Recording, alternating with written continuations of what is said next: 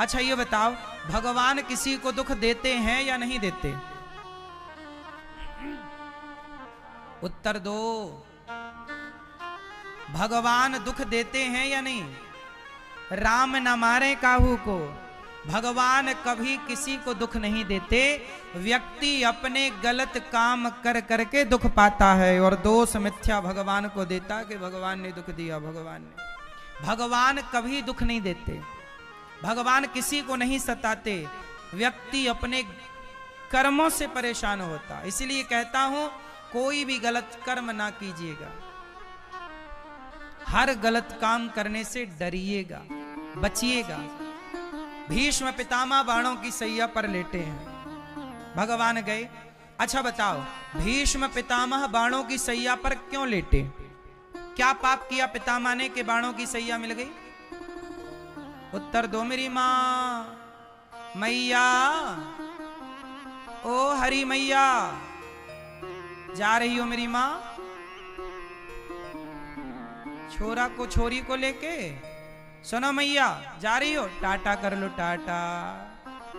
जाओ, जल्दी आना कल टाइम से, हाँ, लेट ना आना। 3 बजे आ जाना टाइम से। ये बताओ, भीष्म पितामह को बाणों की सैया मिल गई। क्या मिल गई? जोर से, जोर से बोलो मेरी मां। मैया टाटा, जा रही हो? भोजन प्रसादी पाके जाना, सबकी व्यवस्था है, प्रसाद भूखे ना चली जाना मेरी मां। कथा सुन लो, जरा सी और बची, फिर चली जाना आराम से। घर कहीं भागा थोड़ी जा रहा है। अच्छा ये बताओ, भीष्म पितामह को बाणों की सैया क्यों मिली?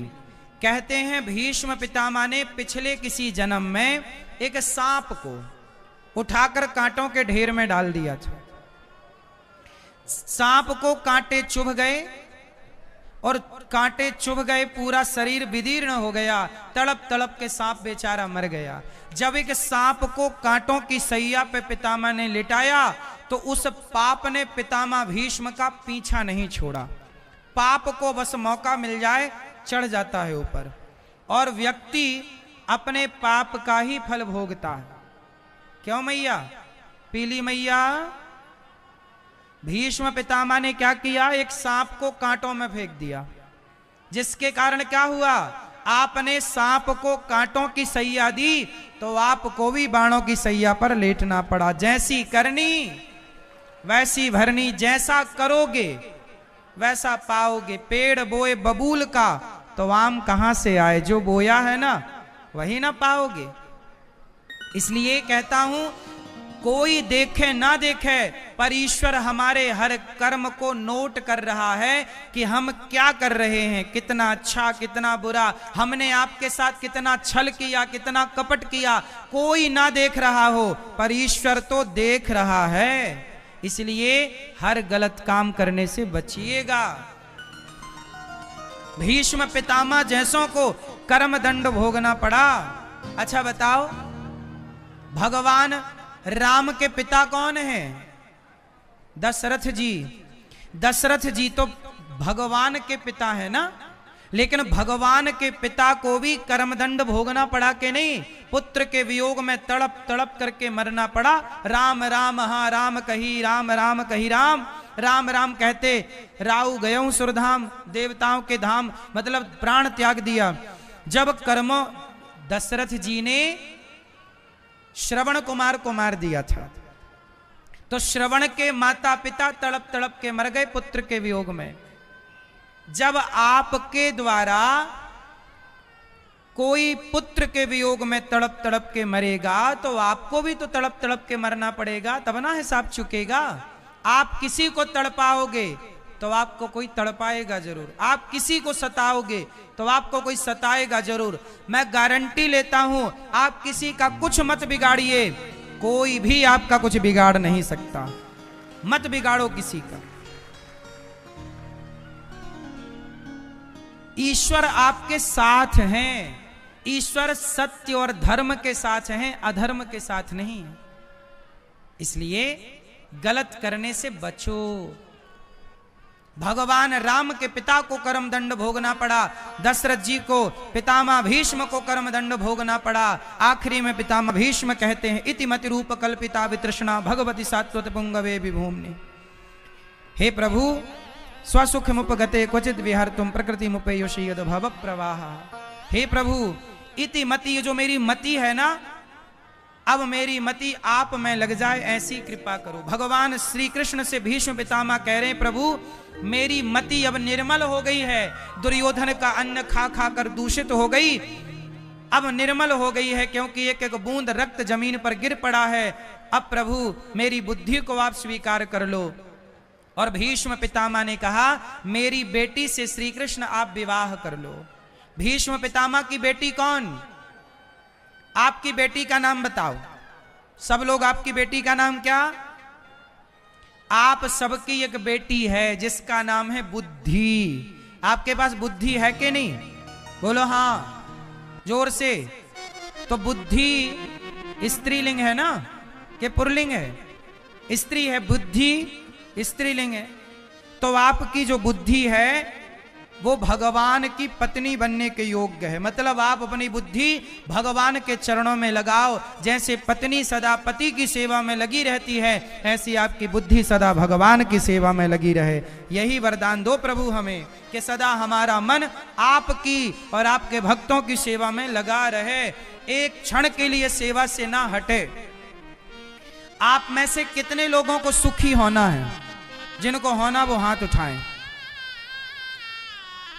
जिसको सुखी होना वो हाथ उठाएं। ए पीली मैया काहे नहीं हाथ उठा रही हो मैया? नहीं होना सुखी? अच्छा और सुख ले लो। यदि सुखी होना है तो एक मंत्र नोट कर लो। यदि सुखी होना है तो एक ही काम करो, केवल सेवा करना स्टार्ट करो। जो सेवा करता है किसकी? लक्ष्मण जी ने राम की सेवा की, हनुमान जी ने राम की सेवा की, श्रवण कुमार ने माता पिता की सेवा की, जटायु ने सीता माता की सेवा के लिए प्राणों को त्याग दिया, शबरी ने गुरु की सेवा की। शबरी ने किसकी सेवा की? मतंग ऋषि के आश्रम में रहकर गुरु सेवा करती है, तब जाकर के राम का दर्शन हुआ। बिना सेवा के शबरी को राम नहीं मिले। शबरी को राम मिले ये तो सब जानते हैं, पर राम क्यों मिले ये कोई नहीं जानता। क्यों मिले? शबरी ने अपने गुरु की क्या की? सेवा। याद रखिएगा, सेवा करने से शबरी को राम मिल गए तो सेवा करने से हमें भी भगवान मिलेंगे, ये विश्वास रखिएगा। हमारे भैया श्री आशुतोष जी आए हैं, बहुत बहुत स्वागत। अंकुश भैया बहुत बहुत स्वागत। तो हमें क्या करना चाहिए मेरी माँ? जोर से जोर से सेवा। इसलिए दास अनिरुद्ध क्या कहता है? एक ही संकल्प एक ही नारा, सेवा ही है धर्म हमारा। हमारा धर्म क्या है? सेवा। इसलिए सेवा, ये दास हमसे कुछ आता भी नहीं है सेवा के सिवा। जब छोटे थे तो आप हमारे गांव के लोग जानते हैं, हम गैया की सेवा करते थे। गाय के लिए चारा काट के ले आते थे, गैया की खूब सेवा करते थे। भैंस भी थी, गाय भैंस दोनों की सेवा करते थे। तो गैया की सेवा बचपन में की, आज भी गैया की सेवा कर रहे हैं। और उसी सेवा के कारण भगवान ने दास को सेवा में लगाए रखा है। अब हमें भगवान ने एक सेवा और दे दी। अभी तक वृद्ध माओं की सेवा थी, अभी तक गौरी गोपाल अन्न क्षेत्र चलता था, वृंदावन में चल रहा है। रसोई की सेवा, अन्न क्षेत्र की सेवा, हजारों साधु संत आते हैं वृंदावन में। कोई भी आओ, सबको पेट भर भोजन वृंदावन में गौरी गोपाल में मिलता है। भगवान ने हमें अन्न की सेवा दे रखी है, अन्नपूर्णा माँ की सेवा के। कोई भी आएगा भोजन करिए बिना नहीं जाएगा। वृंदावन में 30,000 लोग नित्य प्रसाद पाते हैं निःशुल्क, लगभग 30,000 लोग। कितने लोगों ने देखा है ये सेवा को वृंदावन आकर? जिनने देखा है वो हाथ उठाए। वृंदावन कितने लोग आकर देख चुके हैं? सब आप लोग देखिए, इतने लोग, हजारों लोगों ने हाथ उठाए हैं, इतने लोगों ने देखा। जो नहीं देखे आप आओ वृंदावन, अपनी आंखों से देखो। 30,000 लोग प्रसाद पाते हैं गौरी गोपाल जी की रसोई में। आपके सहयोग से चल रही है सेवाएं। आप भी एक दिन की रसोई बंटवा सकते हैं कि आज की सेवा हमारी तरफ से होगी। आप भी ये रसोई की सेवा ले लो। अभी यहाँ रसोई चल रही है हमारे गांव में, क्षेत्रवासियों के लिए प्रसाद, कोई भी कथा सुनने वाला भक्त भूखा ना जाए, ऐसी मेरी प्रार्थना है आप सबसे। सब प्रसाद पाके जाओ। ये देखो अन्नदान है साहब, वैशाख का महीना चल रहा है, जितना अन्नदान कर लोगे वही हमारे संग चलेगा। धनानि भूमौ पशवश्च गोष्ठे नारी ग्रहद्वारे जनः श्मशाने देहश्चितायाम परलोक मार्गे धर्मानुगो गच्छति जीव एकः। हमारे साथ जाएगा कौन? धनानि भूमौ, धन भूमि तक साथ देता है। पशवश्च गोष्ठे, पशु पक्षी ये गोष्ठ तक साथ देते हैं। नारी दरवाजे तक साथ देती है। परिवार शमशान तक साथ देता है। शरीर चिता तक साथ देता है। केवल धर्म है, पुण्य है जो सदा हमारे साथ जाता है। धर्मानुगो गच्छति जीव एकः।